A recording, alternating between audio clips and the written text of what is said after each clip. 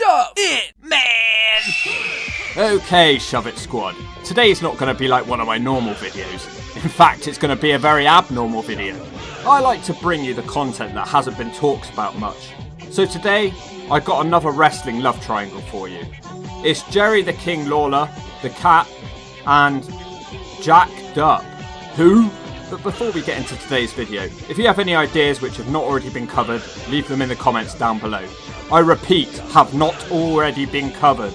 If I see a single comment about Matt Hardy, Edge and Lita, I will have to come down to Merthyr Tydfil or whatever cesspool it is you call home and punch you square in the gut. We'll start out by looking at the first part of this triangle, the King. Jerry the King Lawler had been married twice before our love triangle commenced. Here's a factoid for you. Jerry Lawler loves the ladies. If you didn't know that one, I'll give you another one. I got a boil on my ass. He originally met his future wife Stacey the Cat Carter when she was just a little girl. That doesn't sound right. It's because her dad played on Jerry Lawler's softball team. That's all it is, guys. That's all it is. Relax. The Cat was the same age as his son Brian Lawler. The two would get married in September 2000. Lawler had been with the WWE since 1992, but seeing as he was starting to get on in years, he was mainly part of the two-man comedy team with JR, while sporadically wrestling. In fact, on the 22nd of June, he teamed up with his wife at the time, the Cat, to defeat Dean Malenko and Terry Runnels, and this was the first time he'd wrestled on TV in 2 years. His relationship with the Cat, though, was not mentioned. Not that long after, the King's wife Stacey the Cat Carter would be let go from the WWE. More on that later. The King made the snap decision to quit the WWE to support his wife. He apparently tried to reason with Vince, but when that didn't work, he threatened to go to the WCW, which didn't help the situation. The King has since said he was surprised that they called his bluff and let him leave the company. He was replaced by Paul Heyman during the Invasion storyline. Heyman announced during his first 10 seconds on commentary that the Cat had been fired, and her husband Jerry Lawler had quit to stand by her side. Heyman likes a good shoot interview, so this wasn't completely surprising.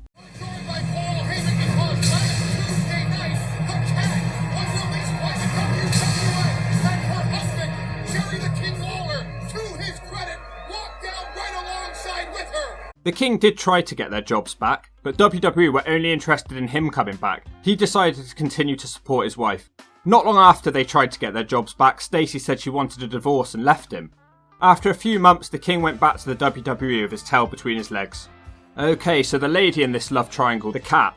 So as I mentioned earlier, the Cat already knew Jerry from when she was a baby, but the King would get her very first job in wrestling as an interviewer in the USWA. By the time she turned 19 years old, she'd already started dating the 41-year-old King. King then helped her get a job in the WWE. Her first on-screen role was as an assistant to Jeff Jarrett and Deborah, and she was called Miss Kitty to begin with. Thus proving, as usual, that every video I have to make has to include Slapnuts himself, Jeff Jarrett. After Jeff Jarrett left the WWF, she mostly dressed up like a little mini-me Chyna, and she remained associated with her for a while. A few months later, she'd win her first and only women's title in a four corners evening gown pool match. Not on a pole though, guys. That's not even possible. Women's wrestling's truly come a long way. She also flashed her boobs in the first case of intentional nudity on WWF programming. The incident almost cost them their place on the pay-per-view network. She then changed her name to the Cat. She would lose the title to Harvey Whippleman. She then had a pretty lengthy and censorable feud with Terry Runnels. At this point, the Cat had built up quite the reputation as a lady who doesn't mind exposing herself live on TV. Despite all that, she wasn't on TV for the next few months. This then fed nicely into the story for her getting singled out by the Right to Censor faction. They were a group of annoying people who stopped any nudity or fun things happening on TV. They were basically the opposite of the Cat who just wanted to go around naked. Although this was only the year 2000, the Right to Censor is still everywhere among us today. It all went downhill for the Cat at No Way Out 2001 with her husband competing in a match. Lawler lost the match against Stephen Richards, the leader of the Right to Censor. The stipulation of the match was that if the King won the match, the Cat could strip, but if Richards won the match, the Cat would have to join the Right to Censor. What a weird stipulation. Can you imagine the winning stip being that your own wife gets to strip and it's a good thing? Well, Richards won the match and the Cat was carried away in a sack. The Right to Censor seemed to be trying to brainwash the Cat, but they didn't seem to completely get through to her as she attacked Ivory. This was the last time we would ever see the Cat on the show. On the next show, Val Venis apologised to the Right to Censor for caving into lust, so it was insinuated that Val Venis slept with the Cat in storyline terms. It could have been a pretty sweet storyline too. The Cat could have helped fight the evil Right to Censor and help them see the evil of their ways. But what was strange was that right in the middle of this storyline, the cat was fired. King tried to argue her case, but ultimately he ended up quitting as an act of defiance, as I mentioned earlier. The reason for the cat's release was reportedly due to her backstage attitude, although she argues that it was just a case of backstage politics. From what I've read though, she was pretty much hated backstage. One of the reasons that the cat thinks she got fired is due to her being invited by Hugh Hefner to do Playboy, and this might have upset China. Either way, that's just the cat's faults. So we now get to the final piece of the puzzle, Jack Dupps.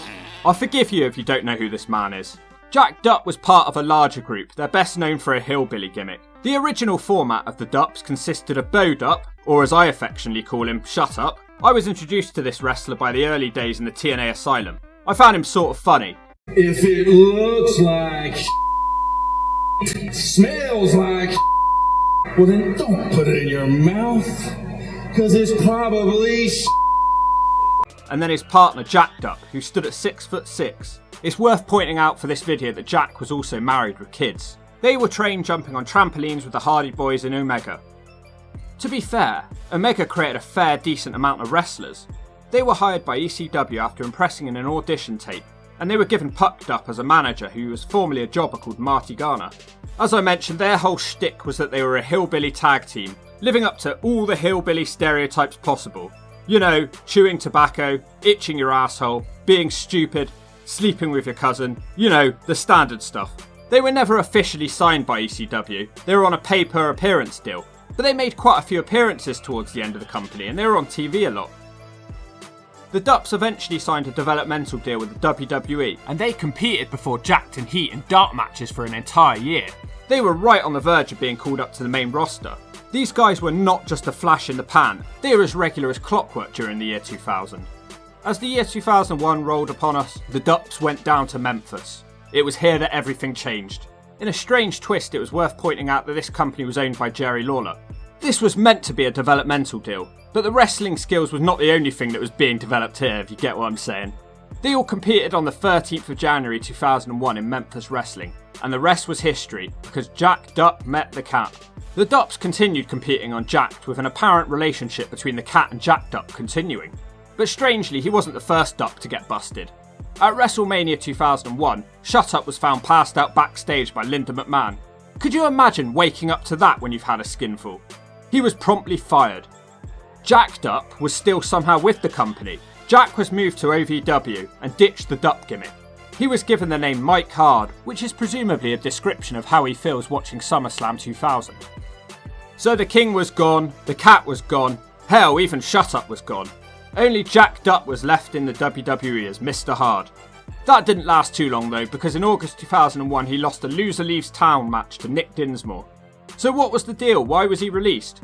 Well, if you're too thick to realise, I'm going to have to reach for my brick because I'm going to smack you with it.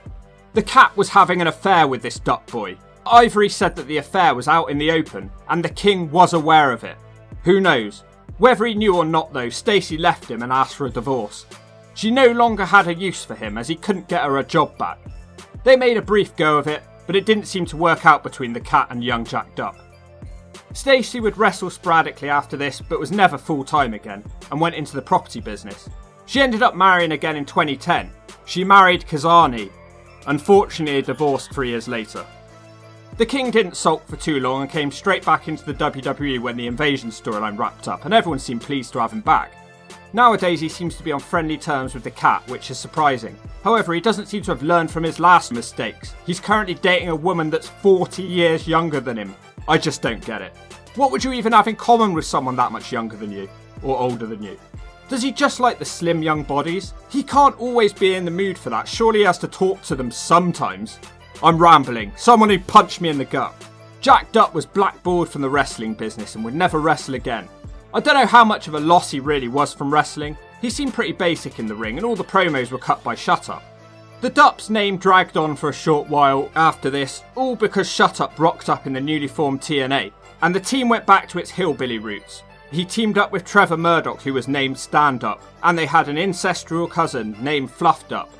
Shut Up was pretty funny on the mic as I mentioned earlier, but it's reported that the guy's freaking nuts in real life. Maybe Linda was right to fire his ass. They would go on to pioneer the Dupps Cup, which is one of the worst match stipulations I've ever seen, but that's a story for another day. So that's it, another love triangle down. If you know any lesser known ones, leave a comment. And if you don't like this video, I'll smash you through my bonnet.